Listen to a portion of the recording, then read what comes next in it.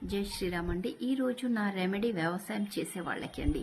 ఎవరైతే రాత్రి పగలు కష్టపడుతుంటారు వ్యవసాయం చేయడానికి, కానీ అనుకున్నంత లాభం రాదు, ఎప్పుడు పంట నష్టం, ఏదో ఒక నష్టం జరుగుతుంది. అలాంటి వారి గురించి మీరు ఏ పంట చేసినా అందులో మీకు తగ్గట్టుగా మీరు ఎంత కావాలనుకున్నారో అంత ప్రాఫిట్ రావాలి, అన్నీ మంచిగా జరగాలి అనుకున్న వాళ్ళు మీ పొలంలో మీరు అక్కడక్క యాప చెట్టు పెట్టండి.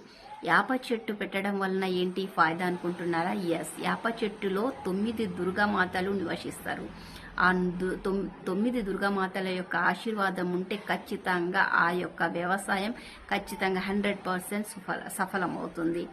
మీరు చూడండి, గమనించి చూడండి, ఎవరి వ్యవసాయం పొలాల్లో అయితే యాప చెట్టులు ఉన్నాయో వాళ్ళ యొక్క పంట ఎప్పుడు లాభమే ఉంటుంది, కానీ నష్టం ఉండదు. కాబట్టి మీ వ్యవసాయం పొలంలో అక్కడ యాప చెట్టుని పెట్టండి. చూడండి, మీరు అనుకున్నట్టుగా మీ ప్రతి ఒక్క పంట శుభంగా జరుగుతుంది, మంచిగా జరుగుతుంది, ప్రాఫిట్ చాలా ఉంటుంది. జై శ్రీరామ్.